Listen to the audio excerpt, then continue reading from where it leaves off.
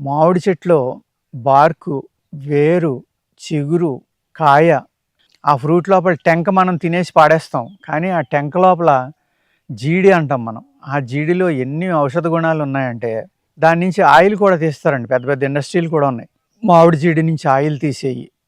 అదేవిధంగా ఫైర్‌వుడ్ కింద అద్భుతంగా పనిచేస్తుంది.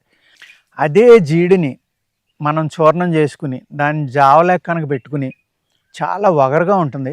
దాన్ని పరగడుపున కనుక మనం తాగితే వేసవికాలం వెళ్ళిపోయి వర్షాకాలం వచ్చే ముందర ఈ వేసవి కాలంలో ఎక్కడ పడితే అక్కడ నీళ్లు తాగటం వల్ల మన పొట్టల్లో కానీ మన బాడీలో కానీ కామెర్లకి సంబంధించినవి కానీ లివర్ పాడు చేసి కానీ ఏదైనా ఇన్ఫెక్షన్ అమీబియాసిస్కి సంబంధించినవి కానీ ఏ అయితే మన శరీరంలో ఉన్నాయో అన్నిటిని చంపేస్తుందండి.